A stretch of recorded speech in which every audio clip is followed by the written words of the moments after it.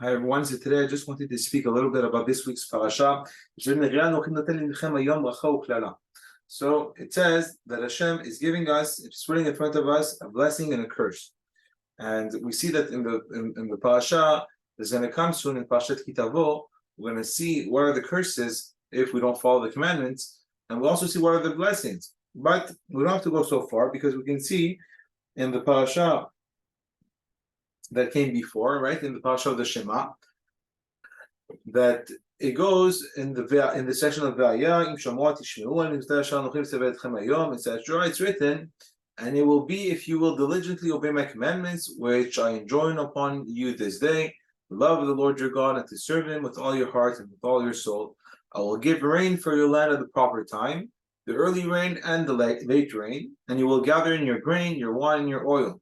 We see from here that there's a blessing in the land, meaning that there's a physical blessing, there's going to be richness, there's going to be abundance. And then what is the warning?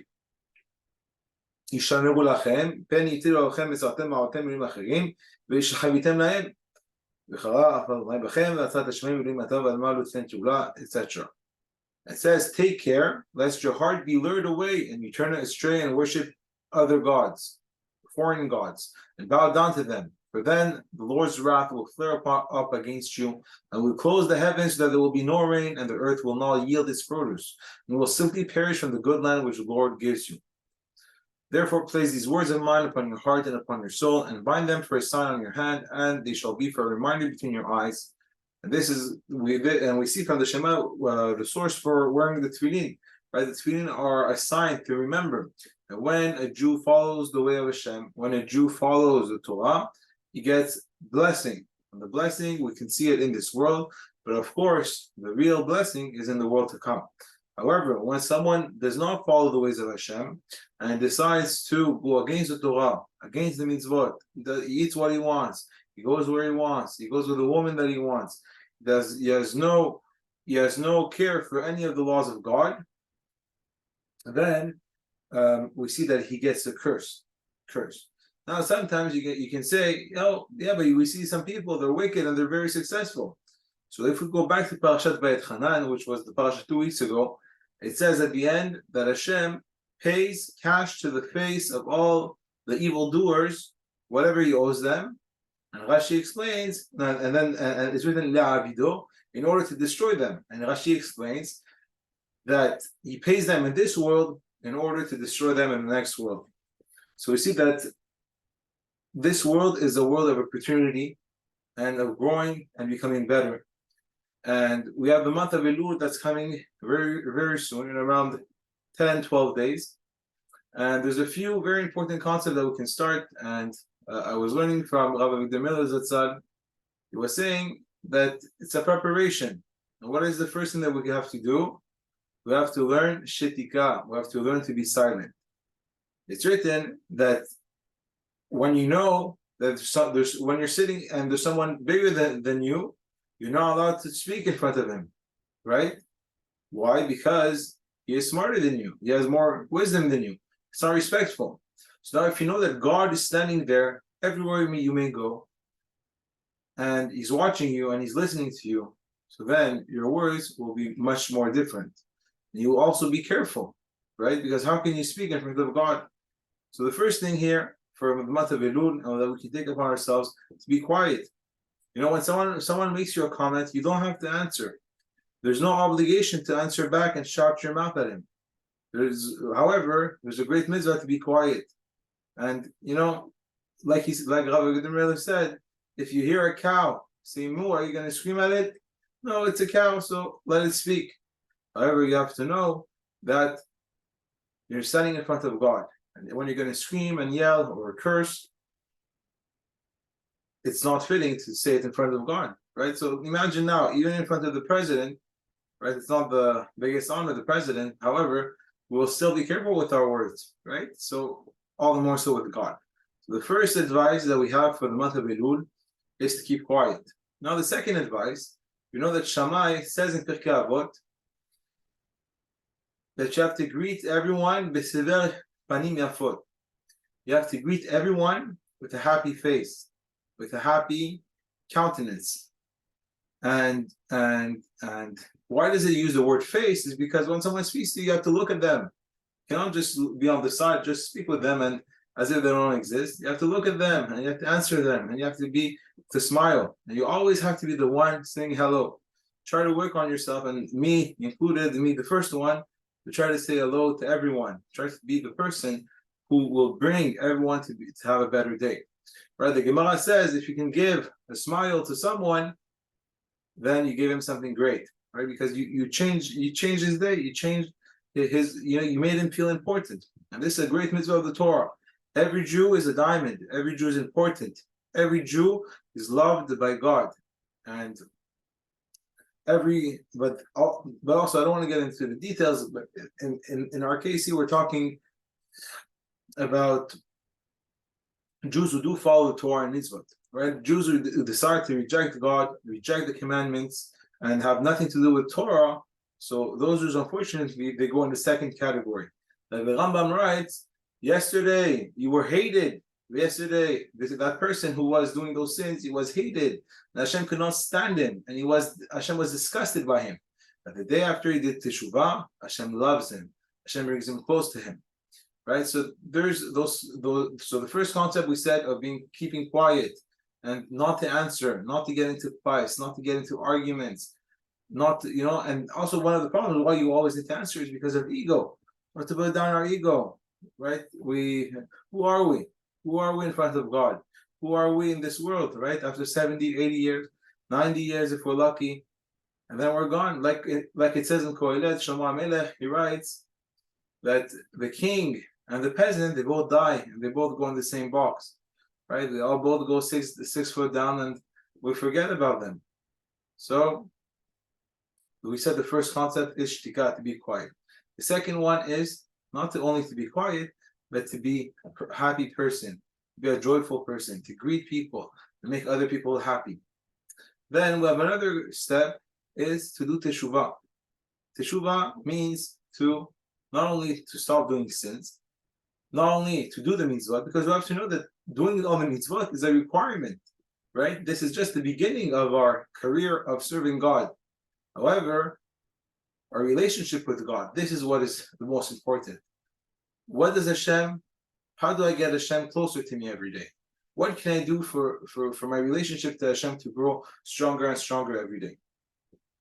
So there are two ways that we can get closer to Hashem. And we can see it from the brachot that we say in brachot of the Shema.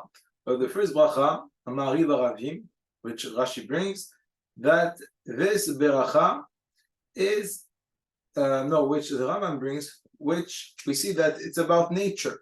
So when you see the nature and you see how everything has a purpose, right? There's nothing. So we see this book has a purpose, this paper has a purpose, this phone, this laptop, this camera. So everything is created with a purpose. So we know, of course, the human is also created with a purpose.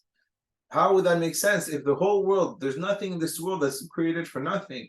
Every single ant, every single animal, every single fish, every water, earth, whatever you can think of, everything has a purpose. So of course we have a purpose, and therefore when we see and we look at nature, how everything is made so perfectly, how everything is made to perfection, we can understand.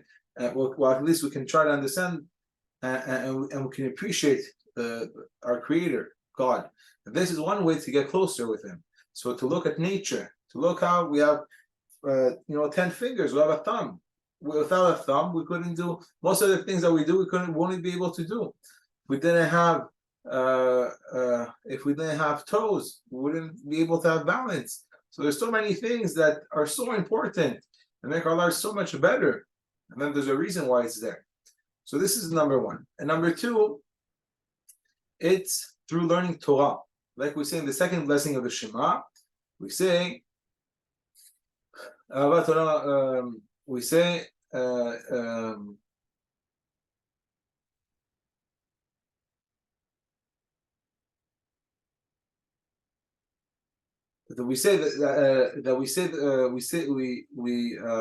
the Torah, we learn the Torah Yamam V'Layla, right? We learn the Torah day and night. It's always in our mind. We always speak about it. right? In the brachot of the Shema. So when we say those brachot, so when we say this, so the other way to get close to Hashem is through learning Torah. And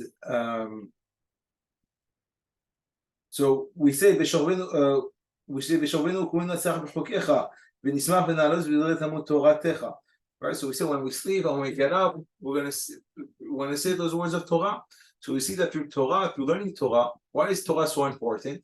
Because the Torah is a blueprint of all the laws and commandments that God asked for the man. Right. This is the blueprint of our Jewish heritage, Jewish history, our Jewish religion is all based on the Torah. Right? Without the Torah, what does it mean to be Jewish? To be Jewish means to follow the Torah, to keep the commandments, to follow what God gave us, to follow what our ancestors did. And this concept is very important because through the Torah we can understand and we get closer to Hashem. Right? So, like we know, there's so many beautiful laws that we see. For example, there's a law of Achnasat Ochim. It's written in the Gemara, and I learned this from Avi Mori, that it's more important to receive guests than to receive God Himself. Why? Because with the guests, you're going to be able to show them what you learned. You're going to be able to show them how great and wonderful the Jewish religion is. And we know that when you see a poor person, if you give him money, you get 6 blessings. However, if you appease him and you give him good words and you give him encouragement and you tell him, it's going to get better, don't worry. It's a difficult time, but Hashem is with you, and you bless him and you help him and you give him some food. So you made him feel so much better about himself, and you made him, you revived him. So by doing those things, you get 11 blessings. So imagine now you give someone $10,000, or you just gave it to him like that, but then you give the guy $1,000, but you give him with a big smile and you were telling him good things, words of encouragement. So the thing is that we need to learn Torah, because without learning Torah, we don't know what we're missing. We don't know what we're lacking. Sometimes, unfortunately, we see that, people have this, and even me, sometimes we have this, what's it called? This routine, I guess, of speaking bad about people. Someone did something to us, we speak bad about them. We speak bad about the mailman. We speak bad about everything. We complain about so many things. We complain about this restaurant, and we complain about that restaurant, and we complain about this employee. So we see that when we're complaining with all those things, it shows that, and we don't think that we're doing anything wrong, but according to Allah, it's very wrong. Because whenever you complain, it's as if you're complaining against, first of all, you're doing a sin because you're bringing bad to the world, right? So meaning, let's say, for example, you talk bad about someone, right? So now it says that not only it hurts you, it hurts the person you speak about, and it hurts the person who listens to the Lashon Hara, because it can only bring trouble. How many times people spoke, and it brought death to the world? Like we said previously, with Doeg, with Shaul HaMelech, he went and he asked a question, and they told him exactly what happened, and then he wiped out 200 Kohanim from the city of Nog. So we see that even when everything was, and also it ended up not even being the truth. It was just according to him, to